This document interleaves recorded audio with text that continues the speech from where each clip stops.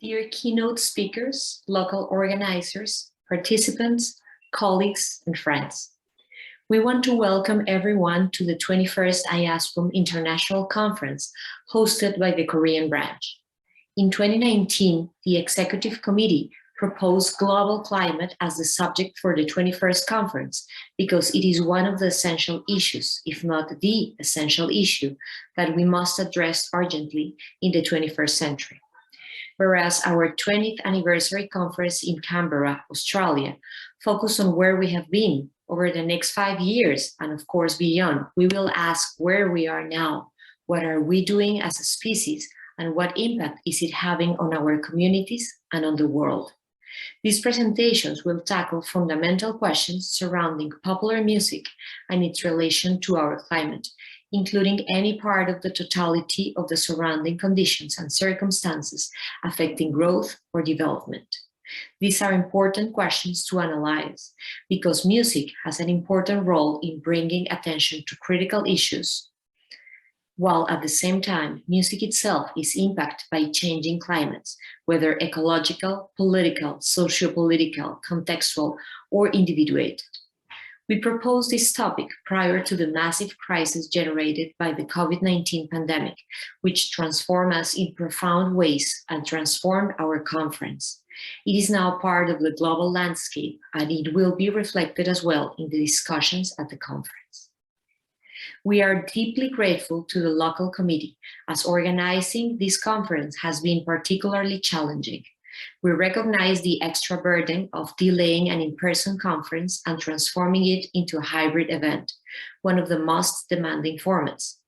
The logistics of an online conference that includes in-person component is a technological, economic, and managerial challenge, and it's never easy. I want to thank Ki-Won Lee, the local committee liaison to the executive committee, for his sustained work and for keeping us informed about the difficulties and challenges of this unprecedented conference. The executive committee also wants to thank Rupert Till, the chair of IASPOM, for his hard work during these years. His initiatives included research seminars, sorting out the finances and finding a treasurer on more than one occasion, and helping develop new branches in China, Poland, Portugal, Greece, and South Korea. He has also secured the locations for the 2023 and 2025 conferences. I am happy to announce that the US branch is already working on preparing a fantastic conference that will happen in Minnesota next year. In addition to a global pandemic, in 2022, the core of our organization has been shaking from within. The serious allegations of sexual misconduct at our organization have required concrete actions and a critical reflection on how we function and what type of a climate we promote. In a moment, Catherine will provide the details on what steps we're taking, including an invitation to an event to discuss the organizational climate we want to create, one that is respectful and safe to everyone and that combats the toxic power relations historically embedded in academia. As the General Secretary, co-chair of the Executive Committee, long-standing member of the Latin American branch and Latin American and Caribbean editor of Realm, the database of music literature, I want to warmly welcome everyone to the conference. If this is your first time participating, welcome to IASPOM. If you're a long-time attendee, welcome back to your conference.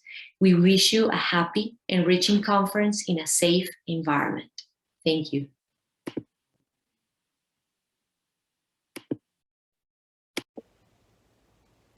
Hi, I'm Catherine Strong. I'm a member at large on the Executive Committee, and I would just like to give members an update as to what has been happening since there were some serious allegations of misconduct put up on our Facebook page a few months ago. This was a new situation that the organisation has never dealt with before, and certainly at the beginning we were scrambling and uncertain, very uncertain as to what we should be doing and how to go about doing it.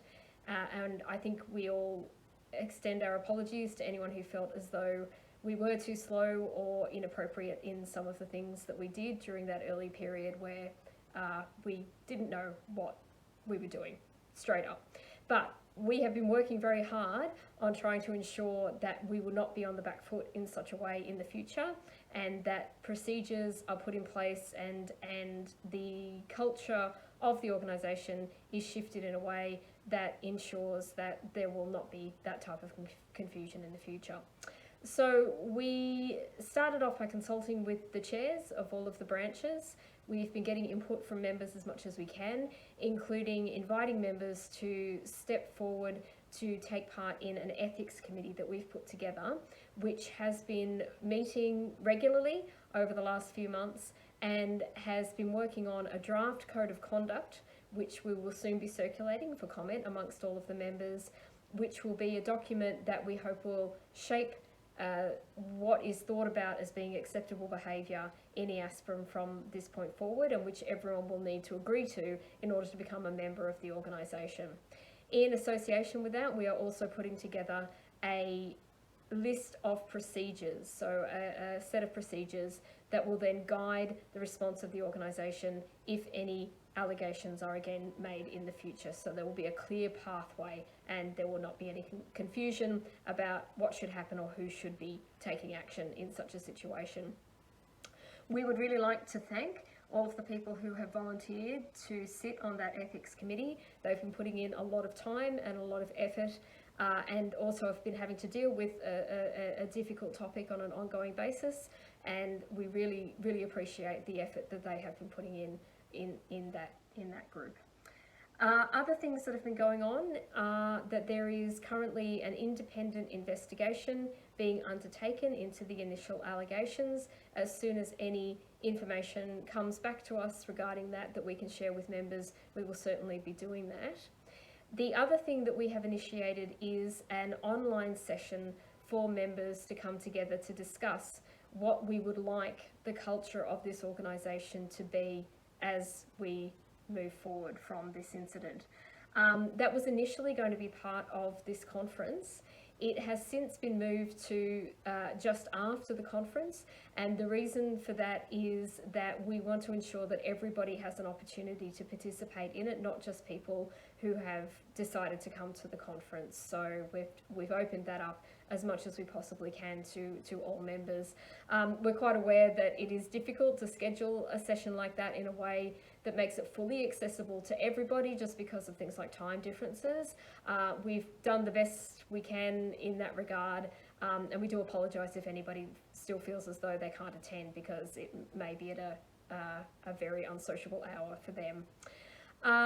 There's also going to be more work happening in terms of developing safe space ideas for conferences and possible training that EC members in the future will have to undertake in order to take up roles in our executive committee. So we recognise that the issues that have been raised because of this incident are very much structural. They are larger than EASPRM, and they are things that need to be fought in a whole bunch of different ways. But this doesn't absolve us from doing everything that we possibly can to try to create a safe organisation, a place where everybody feels included and where everybody feels as though they can come along and do what they need to do without there ever being a threat to their safety or them feeling harassed or feeling uncomfortable in any way. And this is something that we would like to invite all members to take on board as a part of ongoing work that is going to need to continue to happen well into the future. So we think that this is something that we can achieve if we work together, and we hope that everybody is happy to continue to give us feedback and to work with us on this admittedly quite difficult task. Hello, my name is Bernhard Steinbricher, Senior Scientist in Musicology at the University of Innsbruck in Austria. I've been IASPRM Membership Secretary since 2019, and similar to last year at our general meeting, I'm again very happy to announce the increasing number of members IASPRM has around the globe. Overall, in 2021, we had about 100 members more than in 2020. That makes almost 1,700 members in total. The international mailing list, as our main platform of communication, has currently over 1,400 subscribers. The biggest IASPM branch as regards to members is still the Latin American branch, followed by the UK Ireland branch, the DACH branch, and the US branch. The host branch of this conference, the Korean branch, had 30 members in 2021. But I'm quite sure it will have grown significantly at the end of 2022 because of this great conference in Daegu, of course. Unfortunately, I also have some bad news for you, because the Hungarian branch of IASPM has informed the executive committee a few days ago that they're going to dissolve their branch. More information about that will be circulated soon. However, our fellow colleagues from Hungary will still be part of IASPM, either as individual members or they will affiliate with other local branches. On the other hand, I also have some good news again, as we will soon welcome 2 new branches. Poland and Portugal are currently in the process of finalizing the forming of their branches. So IASPM will soon consist of 17 local branches plus our individual members. Regarding the latter, the number of members not affiliated to a particular branch has grown significantly too, up to almost 60 members right now in 2022. A good portion of these new members comes from China, Taiwan, and Hong Kong. But we also have new members, for example, from Malaysia, Singapore, and the Philippines.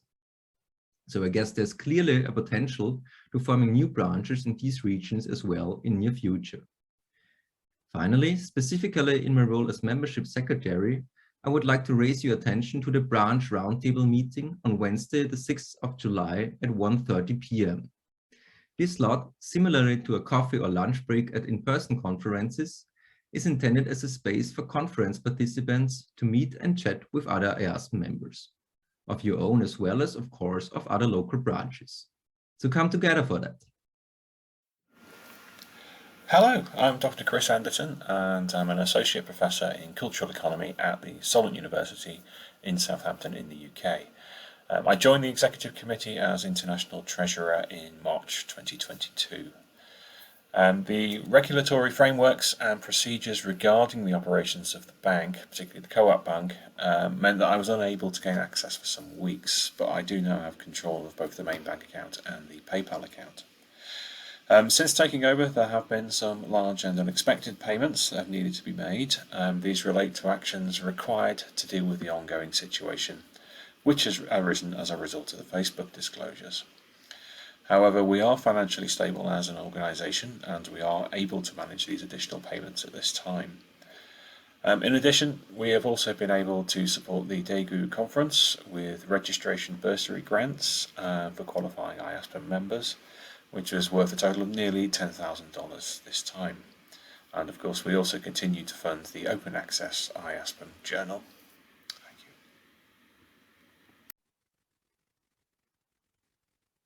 Hello, my name is Andrea Dankic, Associate Professor in Ethnology at Umeå University in Sweden. I have been part of the EC since September 2019. Some of my previous duties include co-chairing the 2021 IASPM Book Prize together with Felipe Trotta, as well as being part of the academic committee for the Daegu IASPM conference, alongside Pil Ho Kim and Jeff Stahl. Following the sexual misconduct that IASPM has faced during the spring, I have been involved in finding a law firm in Sweden, since IASPM is registered in Sweden, and providing them with the necessary information in order for them to provide us with a report regarding how IASPM should proceed in the future. This report will be shared with all IASPM members. Thank you.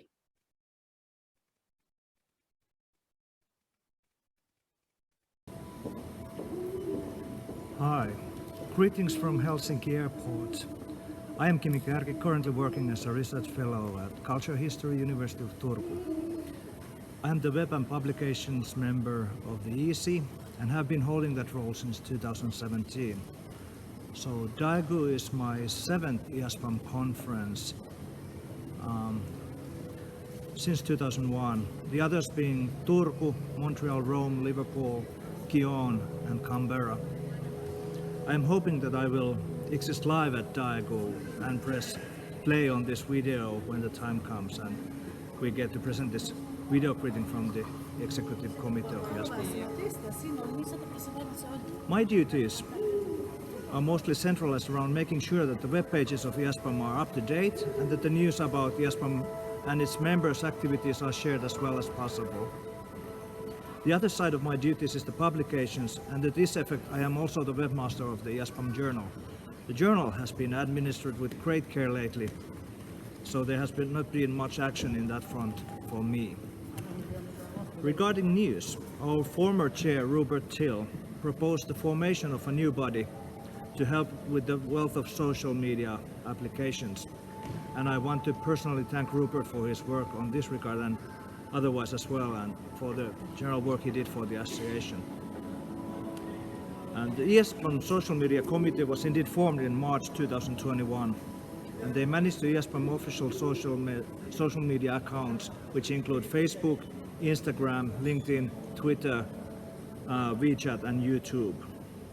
So please get in touch with them through news@iaspam.net. They are chaired by Crystal Spreadborough, and you can find the full lineup of the committee from our webpage under the committees where there's also the EC mentioned. The existence of this committee will be proposed to IASPAM statutes in the next international conference, which will be held at Minneapolis next year. As I did after Canberra conference, I plan to edit a rough proceedings of the DAGO conference papers. This is especially meant to those grad students who need to publish quickly, but also to the more senior members who would like to do this. And I further encourage IASPAM members to publish their research in our excellent journal and in other high-quality publications. As always, get in touch with me through webmaster@iaspam.net. If you want to publish news at our web pages. I'm also picking up a lot of content from our listserv, which is to be found at iaspam@liverpool.ac.uk. So without further ado, welcome to IASPAM 2022 at DAGO. Hi, my name is Ali C. Gedik, Associate Professor of Musicology at 9 Eylül University, Turkey. I have been part of the EC since July 2021, the date I was elected as the treasurer at the general meeting. However, it took several months to learn that I could not act as the treasurer due to several technical reasons. I had no access either to the PayPal account, since the company was not allowed to operate in Turkey, or to the ISBN bank account in the UK, since the bank required the account holder to be a resident in the UK. I would like to thank our past President Rupert Till for his support during my struggle with those issues. Unfortunately, Rupert had to act as the treasurer until we found a new treasurer. Thanks to Chris Anderton, he has started to act as treasurer by March 2022. Since then, I have been acting as member at large.